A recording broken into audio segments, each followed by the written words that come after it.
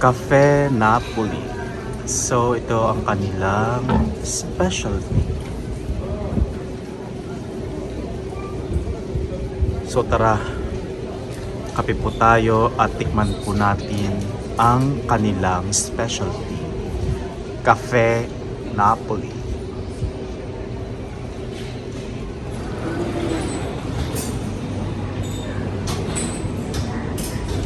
Buongiorno!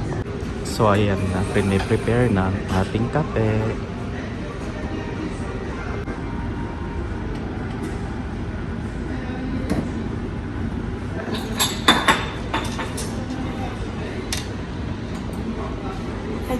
Ecco.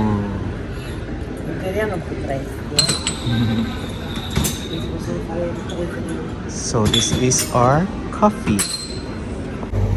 So, welcome back to my YouTube channel, Informative Chica here, and yes, our topic today is Cafe Napoli. So, eto, nag-order po ako ng isang cafe macchiato with cream. Yun po yung specialty nila. So, no need to use or maglagay ng asukal kasi may crema po siya. Yung crema niya ay napaka-sweet. So, ito ang ating topic today. Sarap yan. So, the Cafe Napoli is a historic private coffee house in central Naples.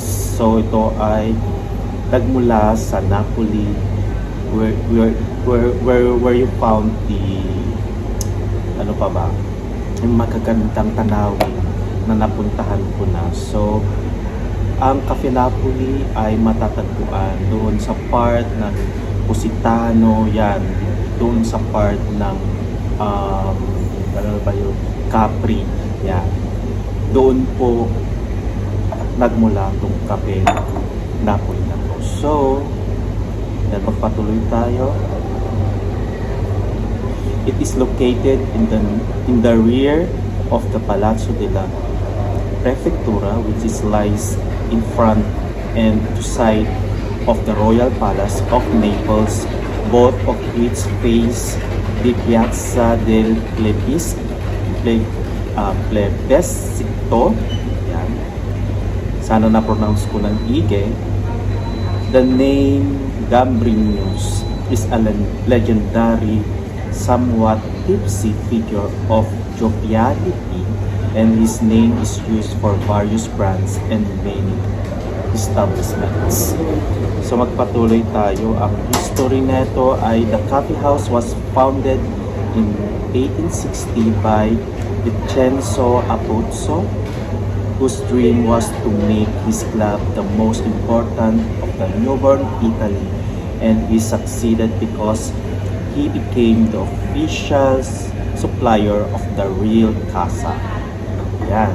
Yan ang konting history ng kape ito.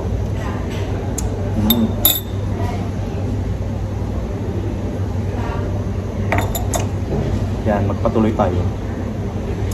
The next owner, Mario Bacca, beginning in the 1889 to 1890, commissioned refurbishment and reconstruction using the architect Antonio Cori, and commissioned painted decorations from numerous contemporary artists including Luca Postiglione, Pietro Scopetta, Vincenzo Volpe, Attilio Pratella, Giuseppe di Sanctis, Giuseppe Cascioro, Gaetano Esposito.